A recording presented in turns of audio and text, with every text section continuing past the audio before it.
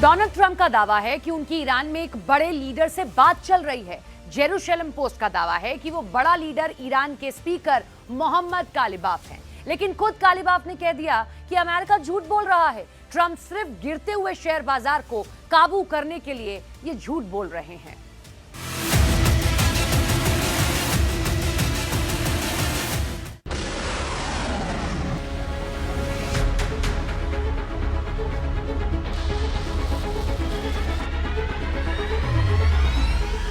Donald Trump को जैसे ही पता चला कि ऐसे ही लड़ा जाएगा हॉर्मूज का युद्ध, तो सवाल उठा कि क्या ईरान ऐसे ही बचाएगा अपनी जमीन और क्या समंदर में ही खोद डालेगा दुश्मन की कब्र, या फिर अमेरिका के 5000 कमांडो तोड़ डालेंगे ईरान का हॉर्मूज का चक्रव्यूह। अमेरिका ने जैसे ही देखा ईरान का युद्ध ट्रेलर, डोनाल्ड ट्रंप ने किया बहुत बड़ा ऐलान। ट्रंप ने कहा है कि उन्होंने ईरान के बिजली प्लांट पर 5 दिन के लिए हमले टाल दिए हैं। ट्रंप ने कहा है कि ईरान और अमेरिका के बीच सकारात्मक बातचीत हुई है। पूरे पश्चिम एशिया में तनाव पूरी तरह खत्म करने के लिए गंभीर बातचीत हो रही है। So the discussions took place yesterday. They went into yesterday evening. They want very much to make a deal. We'd like to make a deal too. We're going to get together today by probably phone because it's very hard to find a country. It's very hard for them to get out, I guess. But we'll at some point very soon meet. We're doing a 5-day period. We'll see how that goes. And if it goes well, we're going to end up with settling this. Otherwise, we'll just keep bombing our little hearts out.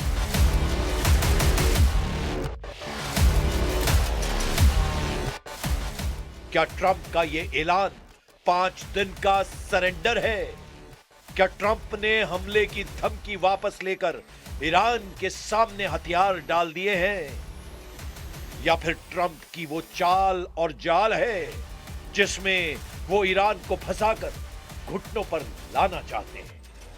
लेकिन Trump के ऐलान के बाद Israel ने Iran पर हमले तेज कर दिए हैं और यही इस वक्त युद्ध का सबसे बड़ा सच है जिसने ईरान को पहले से ज्यादा अलर्ट कर दिया है। वॉर जोन का सच यह है कि हॉर्मूज में ईरान बैकफुट पर नहीं आया है। ईरान अब भी हॉर्मूज का समुद्री गलियारा कंट्रोल कर रहा है। वॉर जोन का सच यह है कि ईरान अब भी इजराइल पर पलटवार कर रहा है। ईरान की मिसाइल लगातार लॉन्च हो रही है और तेल अवीव से लेकर अश्कलॉन और हाइफा से लेकर डिमोना सब कुछ तहस नहस कर रही है। ऐसे में ट्रंप ने ऐसा क्या देखा?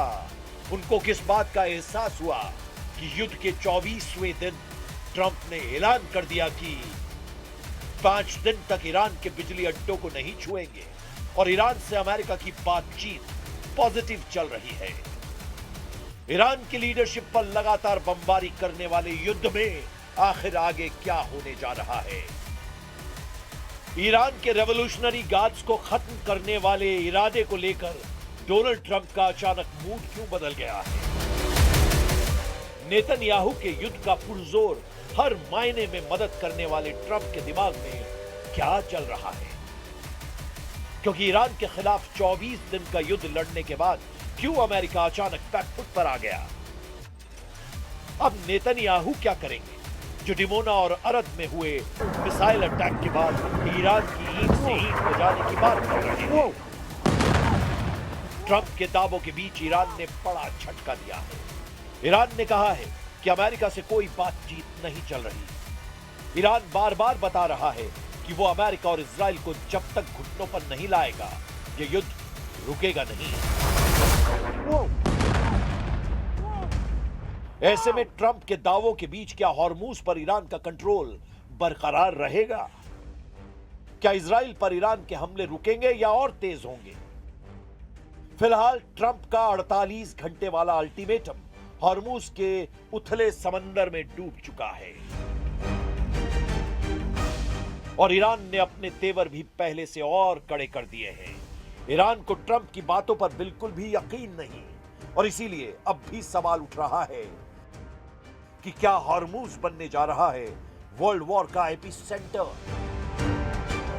तेल अवीव में गिरने वाली हर मिसाइल को रोकने के लिए डिमोना जैसी तबाही से क्या ईरान वर्सेस ऑल वाला युद्ध हॉर्मुज के समंदर में शुरू हो चुका है, जिसमें एक तरफ है इजराइल, अमेरिका, खाड़ी देश, नेटो और दूसरी तरफ है ईरान और साथ में मदद कर रहे हैं रूस और चीन।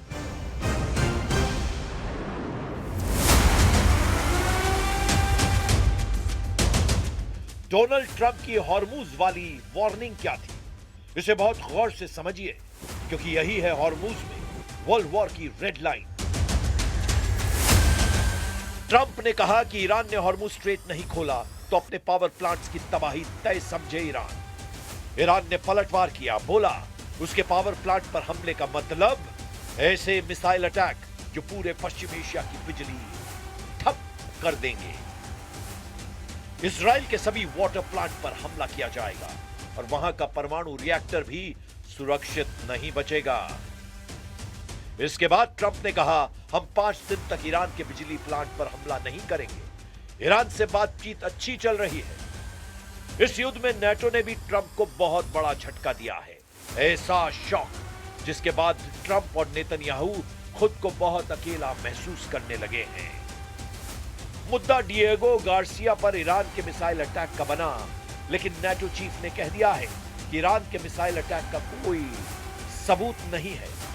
डिएगो गार्सिया को कंट्रोल करने वाले ब्रिटेन के प्रधानमंत्री ने भी कह दिया है ईरान ने उनके आइलैंड पर हमला नहीं किया। Well, look, we carry out assessments all the time in order to keep us safe, and there's no assessment that we're being targeted in that way at all.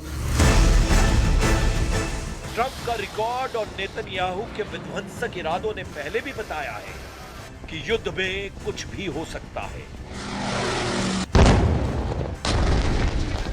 Iran के खिलाफ America और Israel की जंग किसी भी वक्त U turn से लेकर जिगजैग वाली करवट भी ले सकती है।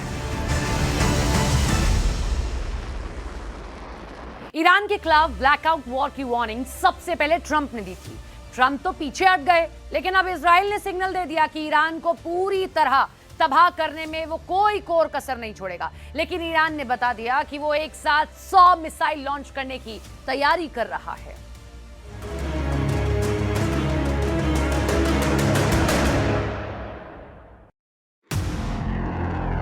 Their leaders are all gone. The next set of leaders are all gone. And now, nobody wants to be a leader over there anymore. Hey, Saddam, you're on fire.